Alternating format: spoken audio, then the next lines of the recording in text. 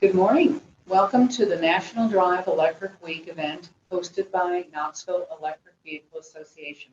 I'm Susan Goodwin. And I'm Eric Cardwell. Eric's president of Knoxville Electric Vehicle Association, and I'm the city captain for National Drive Electric Week. And we're both going to talk a little bit about NDU and KEVA. And Eric, if you could tell us a little bit about Knoxville Electric Vehicle. Yes. So Knoxville Electric Vehicle Association is a chapter of the Electric Vehicle Association of America, which has chapters all over the country. We are based here in Knoxville, Tennessee, and our sole purpose is for the education of the public on driving electric through the means of having different ride and drives, trying to get people's butts in seats, and also doing educational stuff for outreach at schools and children and stuff like that, just educating the public.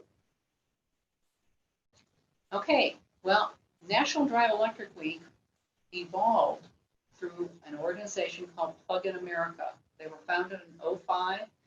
They became a 501c3 nonprofit educational organization in 2008. 2009, they had over 50,000 supporters of Plug-in America send emails to Congress, and as a result, the $7,500 federal tax credit evolved from that. And my husband, Jack, and I both received those when we both bought fully electric vehicles.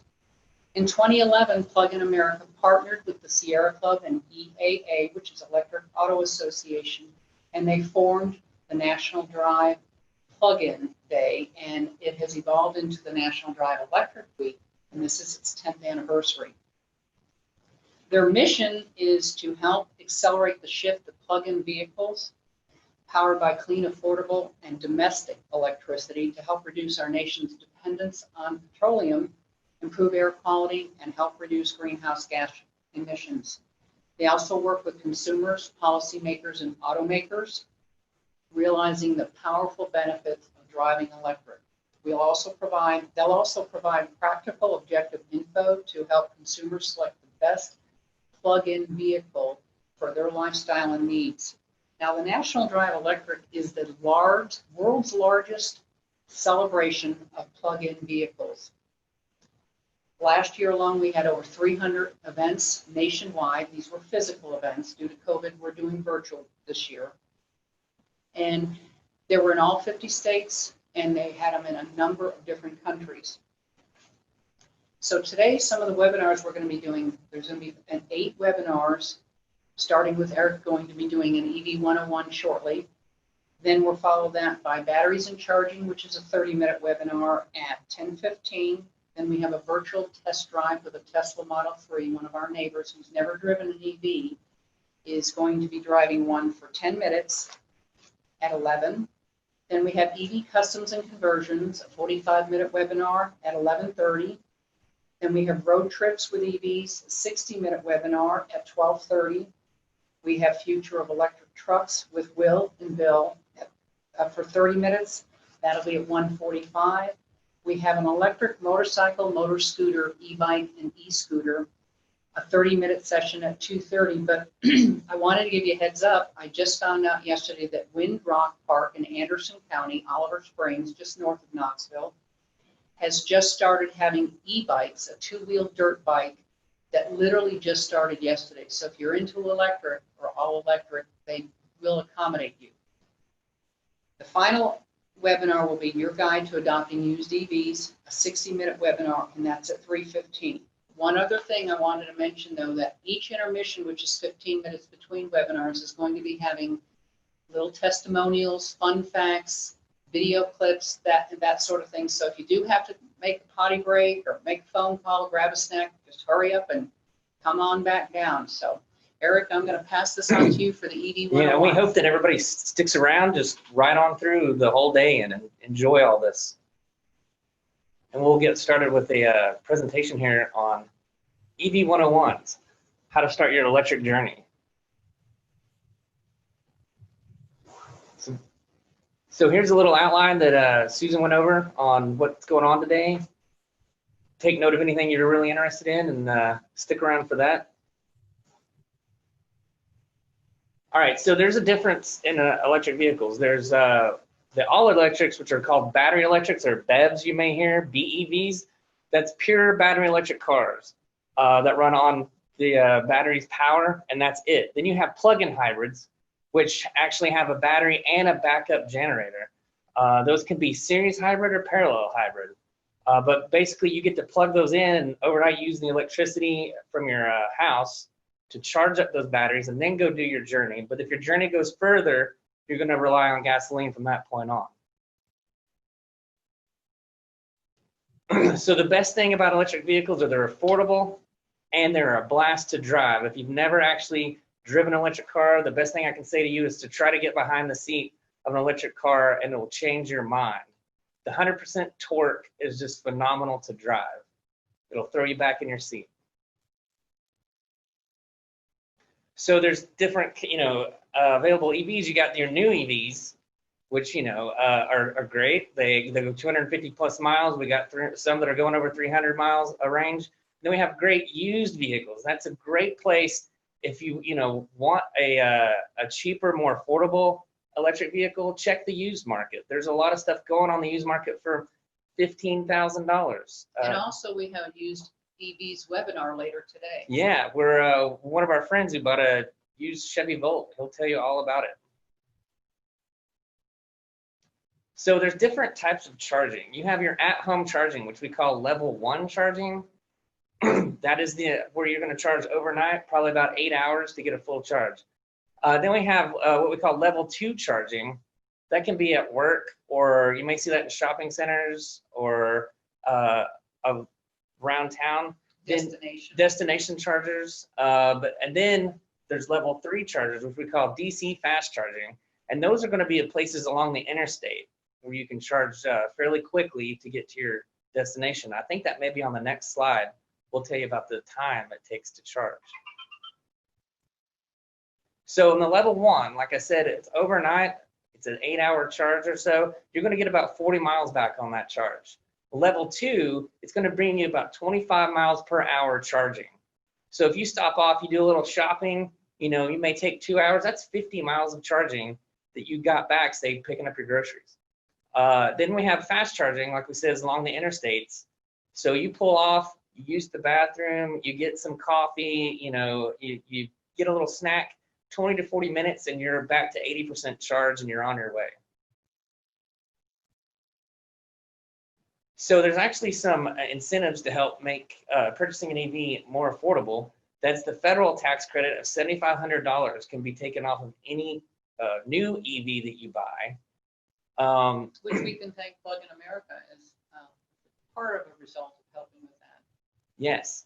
Now, certain car companies, once they sell 200,000 cars, that actually gets reduced. So you got to check and make sure that the manufacturer still has that incentive available, because it's for each manufacturer that's out there. Right. Tesla and Chevy both have gone beyond theirs at this point, but there's a lot of new ones out there now that don't have those, and they're so you can still save $7,500. Yeah, $7,500.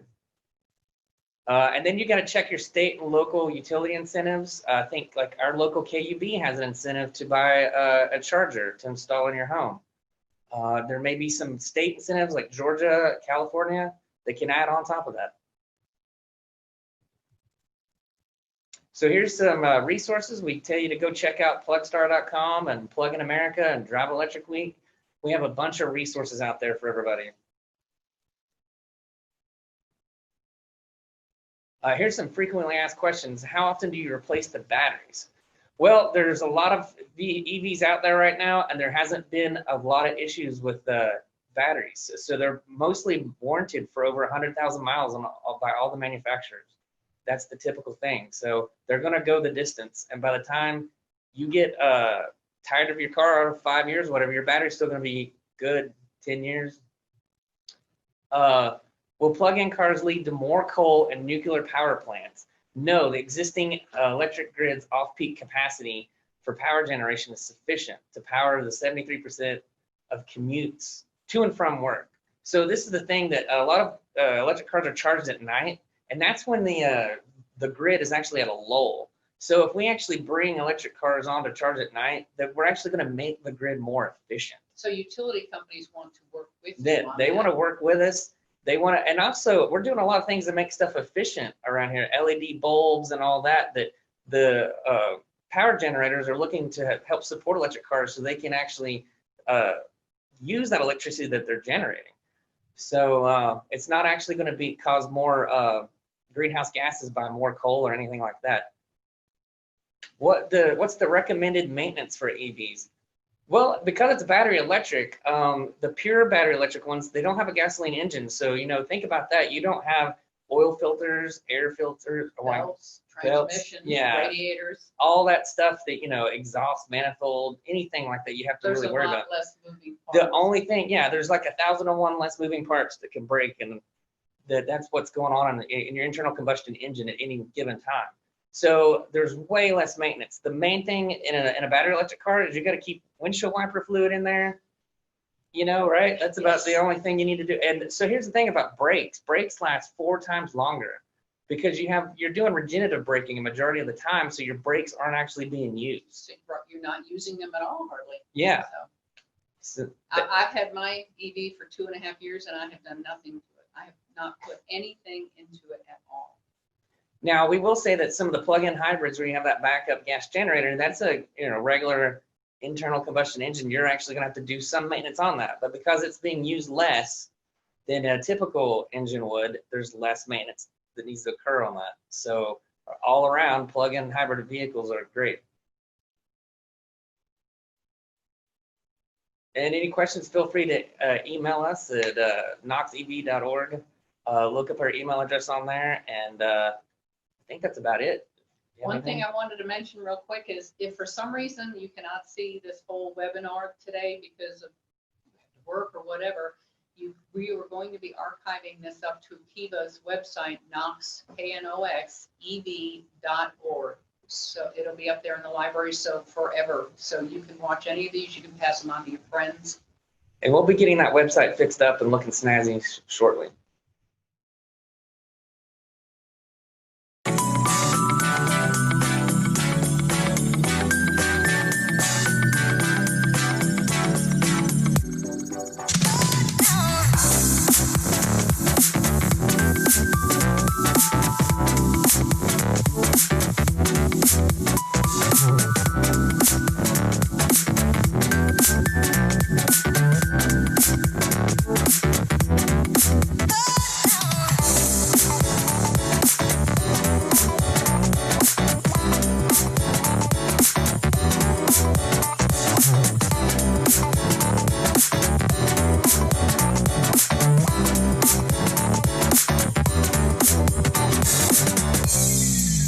Hi, I'm Marty Young, and this is my EV, electric vehicle. It's a 2016 Chevy Volt. That's Volt with a V as in Victor.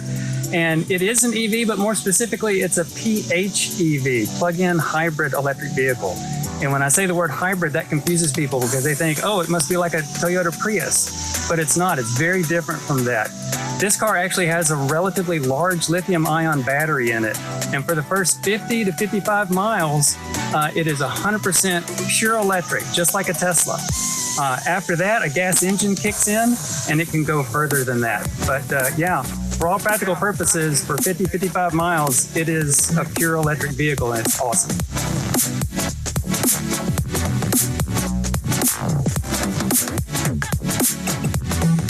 All right, so the car that I had before this was a 2001 Ford Taurus with 270,000 miles on it, which is phenomenal. But I needed a new car. And I started looking around at the new cars that were out there, and I quickly came to the conclusion that every new car that's out there is really the same old dirty technology just wrapped up in a shiny new wrapper.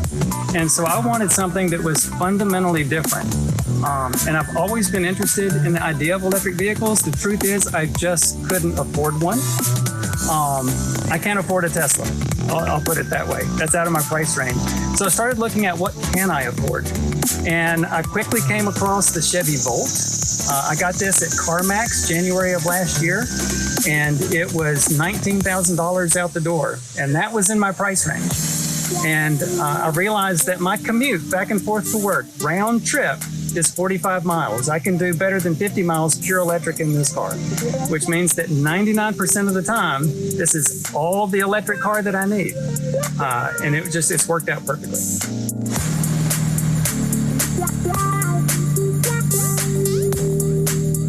I wouldn't say that it has more maintenance than most cars, because if you think about it, most cars are ICE cars, just, internal combustion engine cars, and they have lots of maintenance.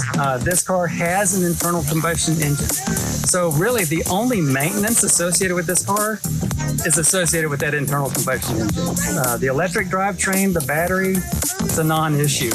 But even with the maintenance in this car, in some ways it's less than a typical ICE car because like oil changes. I change the oil in this car about once every 2 years. So obviously that's significantly less than a typical ICE car.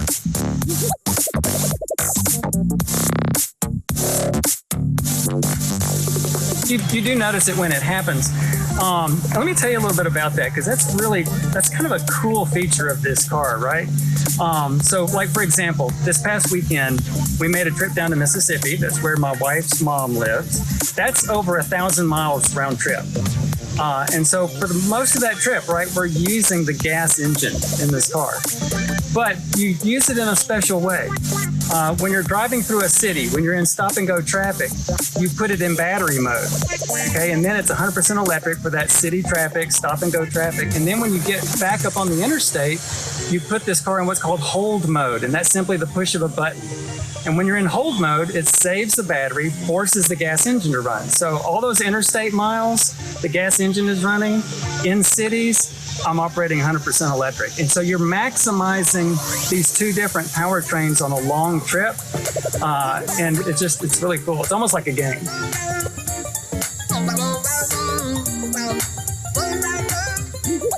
Right, yeah. So used for one reason and one reason only, and that's because I could afford it. I couldn't, like this car. If this car was brand new, I wouldn't be able to afford this car. The list price on this car, brand new back in 2016, was I think around $38,000. And so, like I said, I bought it last year, 2019, and I was out the door for $19,000. And so, it was affordable. I could do that. Sometimes people are concerned about used EVs because they're worried about, will the battery hold up? That's really not a significant issue in most EVs, and especially this one. The battery in this car, I've not noticed any degradation whatsoever. This car, like I said, is a 2016 model, but it was actually built at the end of 2015. So it's over 5 years old. It's over 5.5 years old from the time it was manufactured. I'm still getting the full range on this. And in fact, the president of GM was quoted earlier this year as saying that they feel like they over-engineered this car and that the battery may never die. Now that's an exaggeration, but the truth is the rest of the car will wear out before the battery does. So I'm not concerned about it.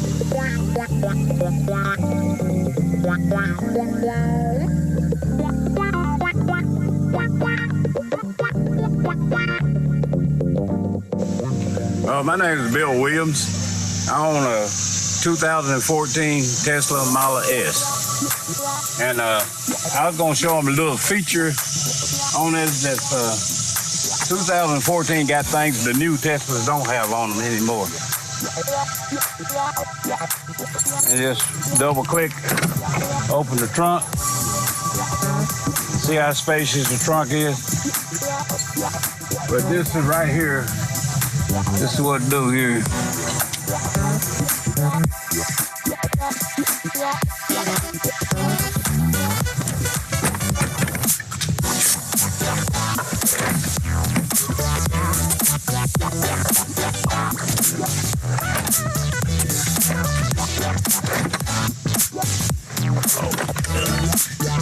Gotta do it myself. That's my rear seat there. The new Teslas do not have this feature, this option anymore. This built for small children. And also was not featured in the new Model S's because I got a sunroof. Just double click the key and it opens up. And on the display here, Push the icon here.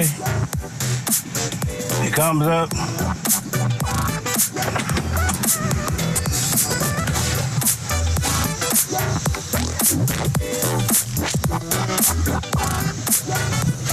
And that's the sunroof. It's not available on the new Tesla.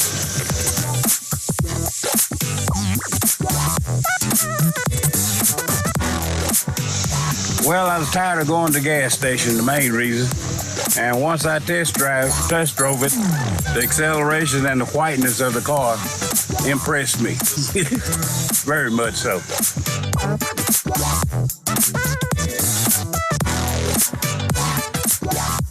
Yes, everybody likes it. They think I paid too much for it when I first got it, but now they're seeing the advantages of it.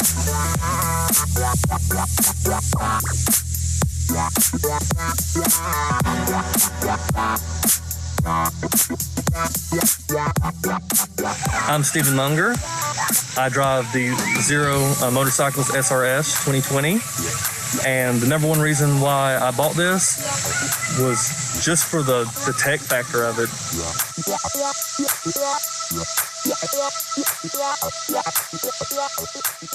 It's incredible. I've been riding motorcycles for about 15 years, and it's nothing like I've had, and I'm not going back.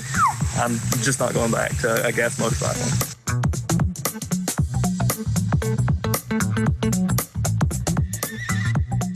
The fact that you can just get on it and go. There's no warming it up. There's no worrying about if you put gas in it, if you're going to stop when you're on your way out. I just plug it up overnight, don't think about it, come out and go. It takes me longer to get my helmet and jacket on than to turn the bike on for it to boot up, and I just go.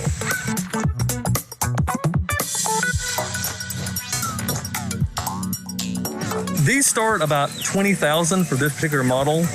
Zero's been making motorcycles since about 2006, and they have a range of motorcycles. This is the top of the line, and the base model of it is about $20K, and this one's about $22K.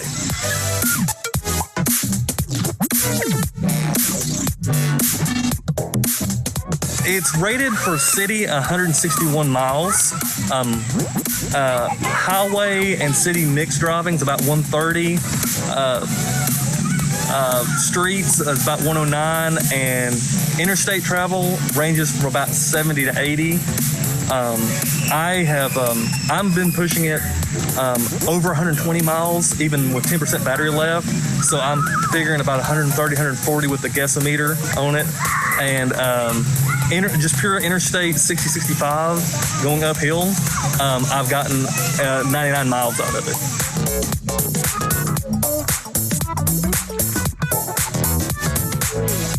This has both regenerative braking that you can set with an app from 0% all the way up to 100%. It also has neutral regen, which is kind of like engine braking, to where when you let off the throttle, it is automatically taking the friction and the heat that would be just lost with it and putting it back into the battery.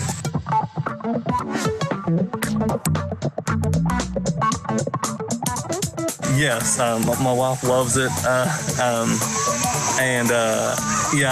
Pretty much I've had a few people, try to say stuff, but it's just because they don't know enough about it.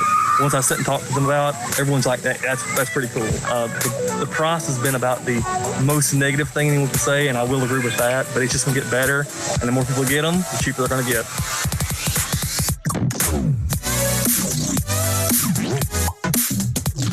Oh, the number one misconception I get from this is people think it's going to be slow and sluggish, and that is just the furthest from the truth.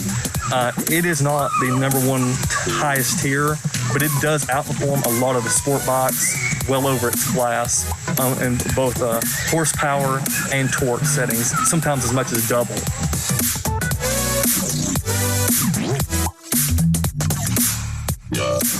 This one right here, it takes a J1772 plug. It comes with an adapter. You can plug it straight into the wall. That will be about an 8-hour charge for that. The base model, the $20,000 model, it has a 3 kilowatt charger hour in it. It will charge up this 14.4 kilowatt battery in about 4 hours. This one's the 6 kilowatt, the premium version. It'll do it in 2 hours, and you can add an accessory for more charging in it and get it down to about an hour.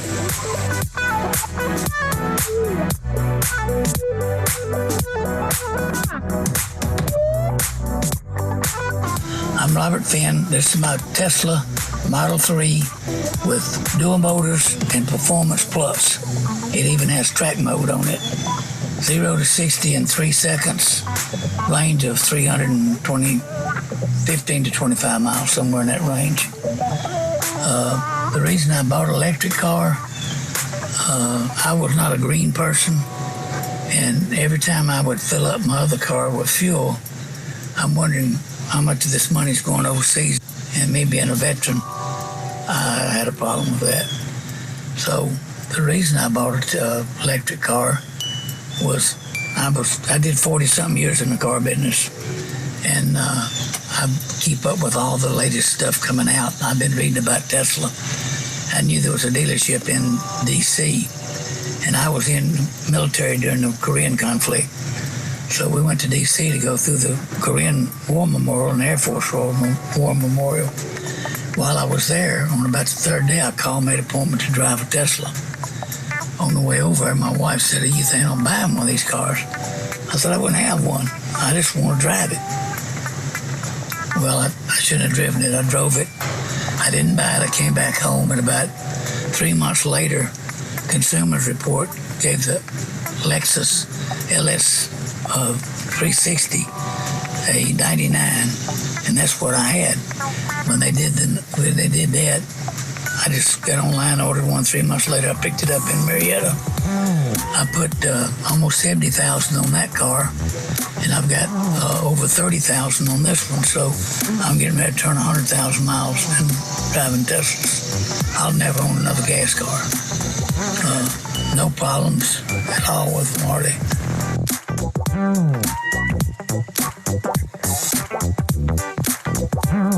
I'm 83 years old, but I still like speed. I rode motorcycles. I used to race them in my younger days, and I like going up the tail of the Dragon and Cherry-Hill Skyway.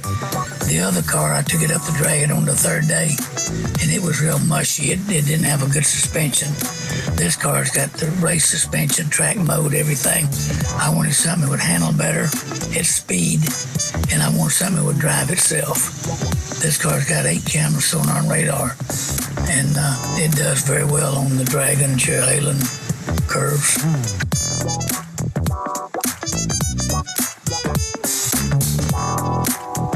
It's just the suspension and the track mode, and it's a lot faster. 0 to 60 in 3 seconds. Will beat most Ferraris, Lamborghinis, anything up to 60 mile an hour. And but the main thing I wanted was the fully autonomous driving. Being 83, I don't know how much longer I can drive. If Tesla ever gets all the full self-driving, then I can just tell it where to take me and I don't have to drive.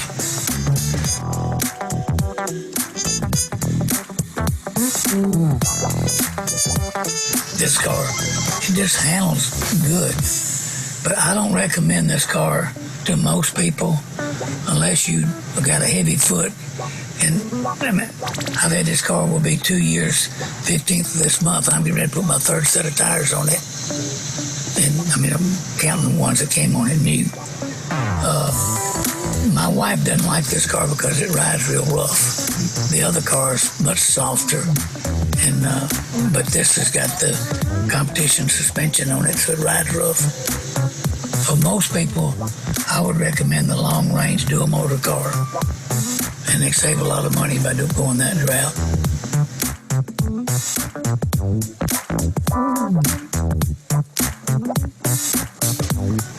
If I was younger, I'd look at other brands, the Lucid and the Rivian truck. My car before I started driving Lexus, I had a Ford Lightning supercharged pickup truck, and it was performance, big engine, fast, but it was nothing compared to this car.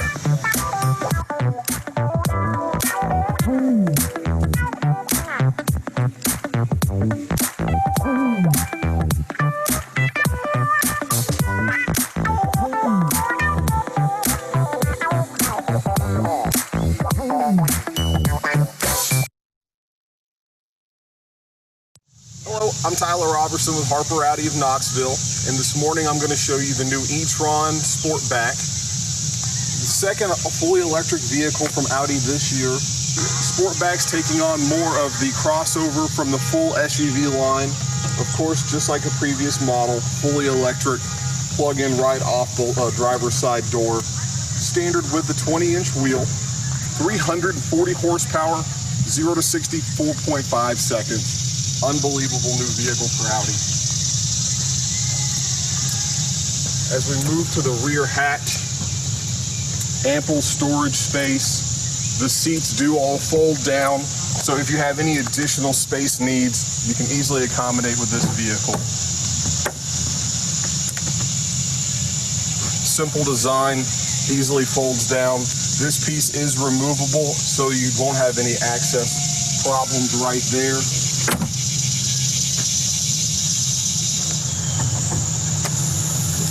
Looking at the front of the e-tron Sportback, you'll see a small amount of the electronics here.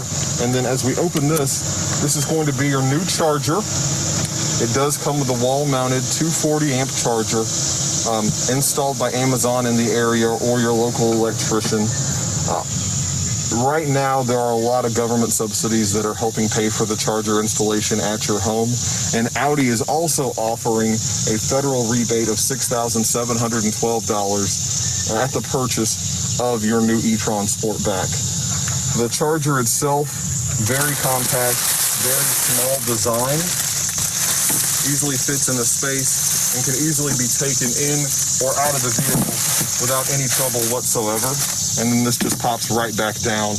Closing on it, we still have a double latch design just in case of one failure. Audi is still unbelievably safe company. Safety first, performance second.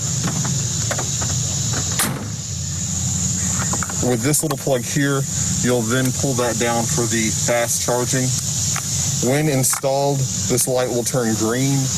One safety feature that I love on the Audi is when you plug it in, if you're in a parking garage or any kind of charging station and you have to leave the vehicle for a moment, you have the lock feature, which will lock the charger inside of the car to prevent any kind of tampering or disassembly there.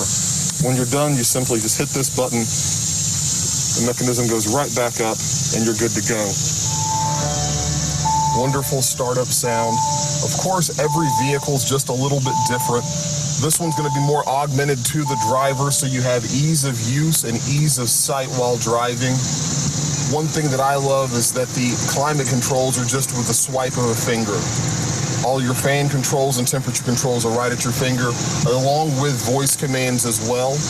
You can also, new updated feature, intelligent search for the Audi. You have the regular keypad, or we can just draw it in. A-U-D-I. Couldn't be any easier. All-wheel drive, of course, comes with the heated and ventilated front seats. Very few ads from just the original vehicle here. As it sits, as we see today, MSRP of $80,075. That is with the metallic paint and the rear side thorax airbags. So Bang & Olufsen upgraded sound system going to be on the car as a standard. Lane keep assist, the new virtual cockpit, all standard. And of course, the panoramic roof, one of everyone's favorite parts in the Audi. Great visibility if you're driving through the mountains or just on a pretty sunny day in fall at East Tennessee. The camera system has been dramatically updated so that now we actually have a 3D view as you're moving into any kind of space. So if you can't completely see around you, no fear, Audi lets you see all around you. This 360-degree camera that is in real time. You can see as that car is leaving the park right there. So if you're pulling into a parking garage or any kind of structure where you don't feel completely safe that, you're in the lines or you might be too close to another vehicle, you can now completely look all around and ensure that your vehicle's safe and that you can easily enter and exit the vehicle whenever you're done shopping or wherever you're going. Excellent. Wireless Apple CarPlay, Android Auto is still wired, but we are one of the only luxury manufacturers to offer both. You also have wireless charging below with 2 accessible USBs, 2 USBs in the back, so everybody can stay connected and stay charged. All right, let's go for a drive.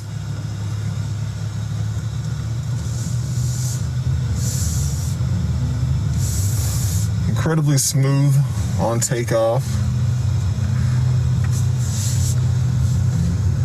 Of course, with Audi being known for handling, absolutely no compromise there. Smooth acceleration from the EV motor.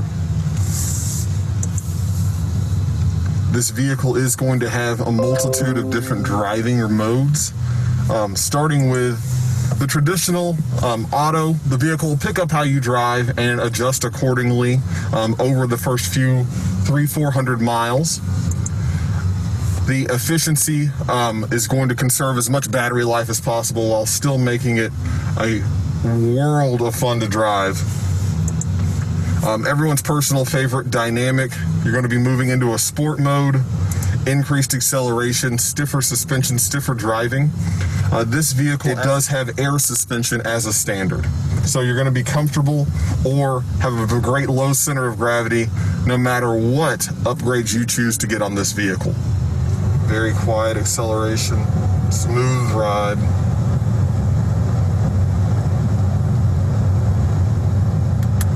And of course, one of the things that Audi's been known for since 2017 in this induction was the virtual cockpit. A clear map display to accompany the primary display as well. So Audi is all for choices. You get to choose what works best for you. We don't want to handcuff anyone to any kind of decision. Paddle shifters on the back if you would like to switch into a manual mode. One key feature that's really different than any other vehicle that we have in the lineup, we've been synonymous for the last few years with the yacht style shifter that goes back into its stationary position. With the e-tron, they actually have the same ergonomic hand design, but it's all by the push of the index finger and the thumb here to go to reverse neutral drive. Park actually being on the left-hand side instead of made adjacent on the back as it has been in previous operations. One of the other great features of the Audi e-tron Sportback is the encompassing of Siri or the MMI system. So with a long hold here, we can actually use Siri, cancel. Is there something else I can help with? Cancel. There's nothing to cancel. And so she always likes to have a good conversation. As it sits right here, it's 80,006, and the only options that we've added are the metallic paint and the rear airbag. So this is a base car. You're going to have the upgraded sound system, full all-wheel drive, the regular navigation, and the virtual cockpit. Navigation is not an upgrade in this vehicle. You will also have dynamic radar cruise control, lane keep assist, front and rear avoidance detection, as well as blind spot monitoring and active lane assist where the vehicle will actually move you to the side if need be. Of course, wireless Apple CarPlay again, wired Android Auto, but this vehicle as it sits is the standard car. Heated and ventilated front seats, heated rear seats, air suspension, wonderful vehicle wrapped into a very affordable price. So as it sits, this range is 220 miles. In efficiency mode, you can really stretch that to almost 240. One of the big things Audi wanted to make sure with its limited range capacity at the time was that it felt like a car and that it still had the infrastructure around town to make sure you could get where you wanted to go. All of the dealerships at the Audi network are going to be free for charging. As you pull up to your dealership, it's really going to be more of like a lifestyle. You'll show those on your navigation system as well. This vehicle will take level 1 and level 2 AC chargers, and of course in the area we do have a few, and they'll take the level 3 DC charger, making it a quick charger that can go from 0 to 80% in roughly 35 minutes. So if you're on the road with your family and you're on a long trip, it's not going to take hours to get your car charged, roughly 30 minutes. Quick pit stop with the family if you have some kids like I do.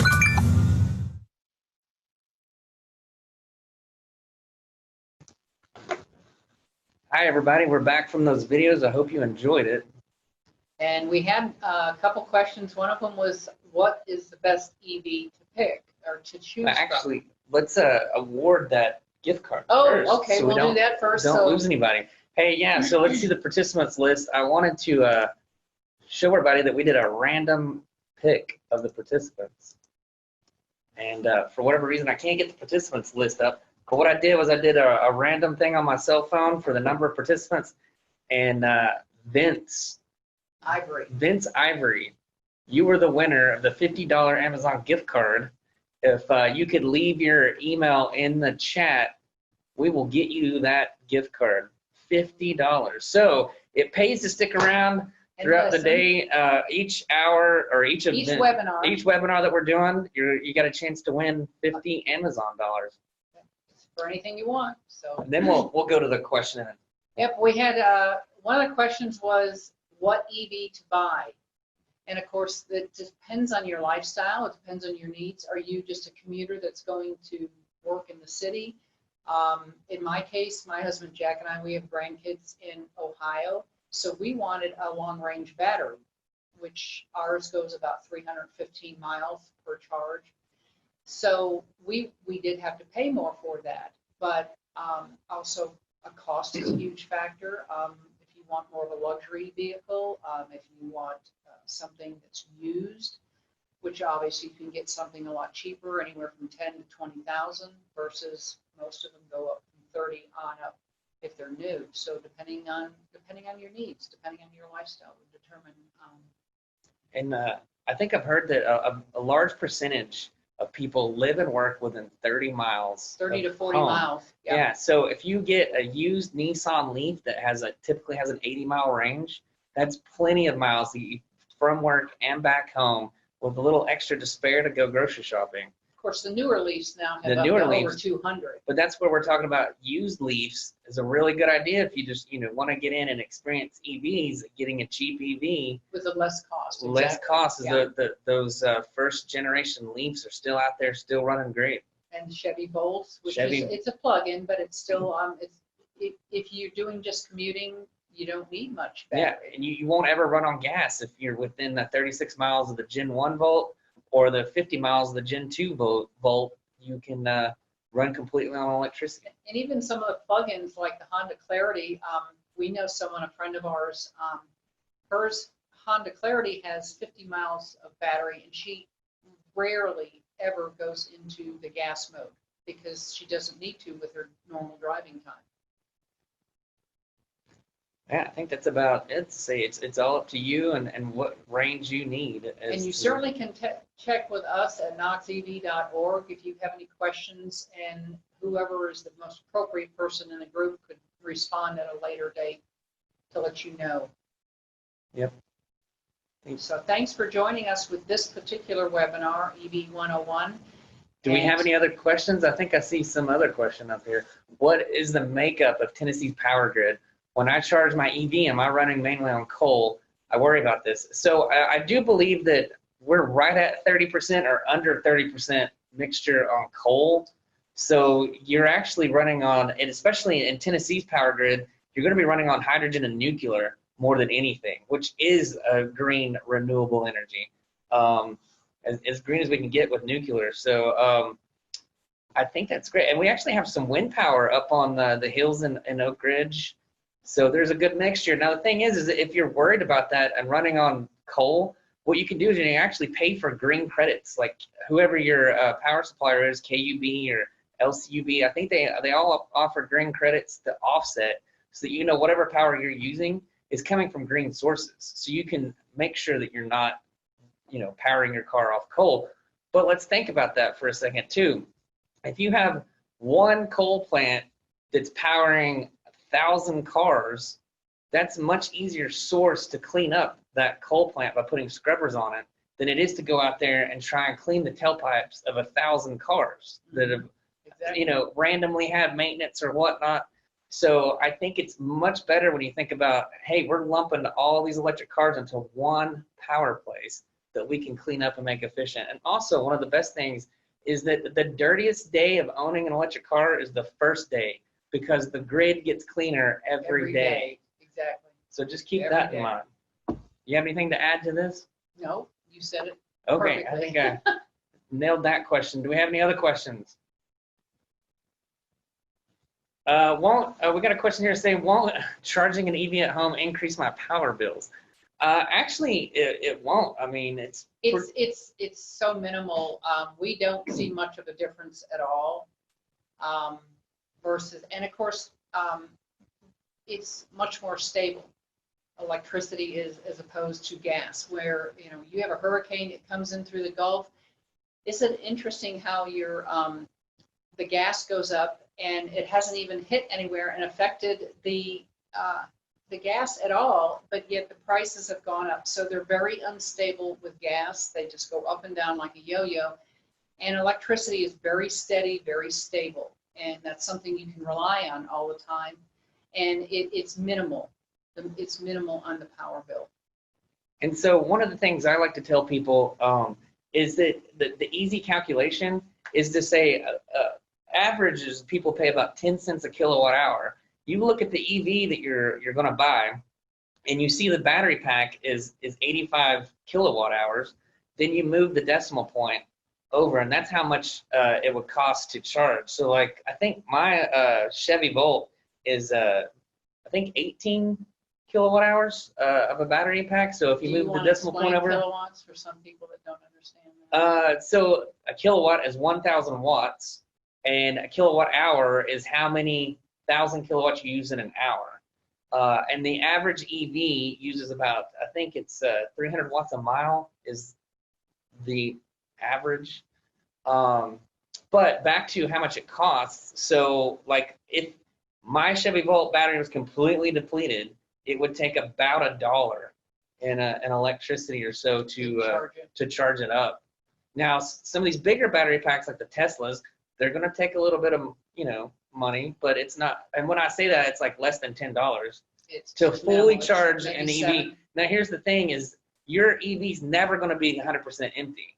So you're always going to come in with some charge in that battery. So it's always going to be less than that theoretical math that I gave you about the 10 cents. So yeah, let's see. We've got another question. Do you support a replacement road tax for EVs? I mean, I think that's fair.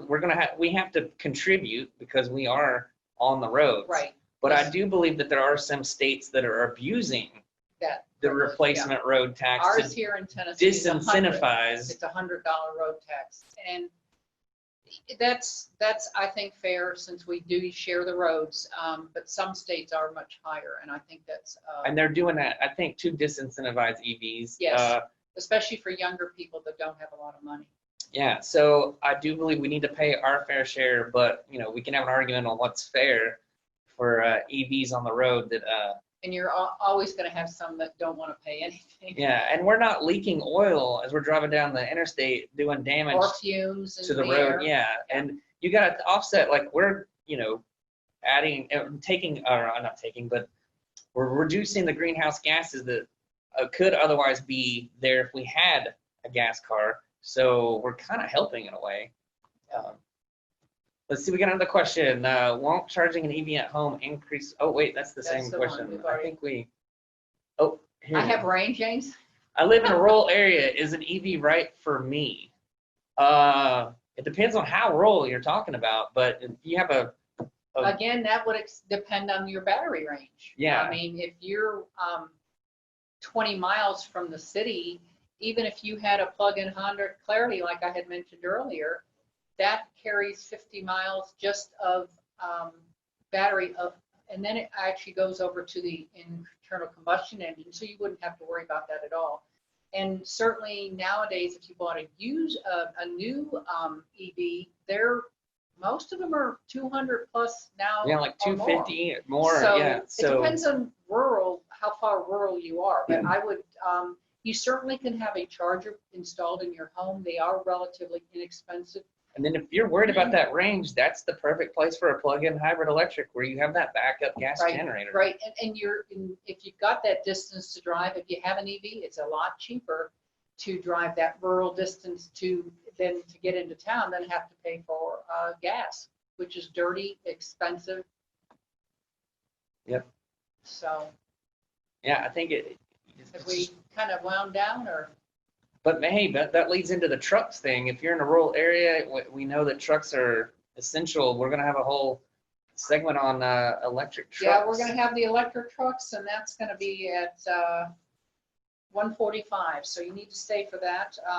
Our next one coming up is going to be on batteries and charging at 10:15. So stay tuned for that. That's another thing that a lot of people have questions on, always on batteries and charging, which is obviously very different than an internal combustion engine. So stay tuned for that. And also we're going to be having a few things during the intermission, fun facts, testimonials, little video clips on things that are beneficial for people to understand and learn more about EVs. So thanks for attending.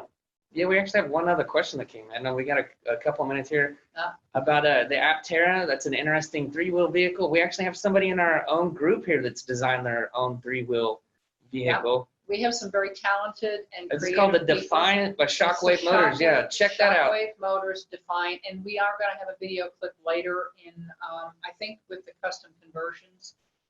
That's John McMillan, who's from East Tennessee. So yeah, that is a pretty cool thing that I need to stay tuned for that also. And there's a lot of very interesting vehicles coming out in that three-wheel area. Yep. So. Well, we have a lot of interesting ones coming up, especially next year when the trucks hit the market. So stay tuned. All right, guys. Thank you very much.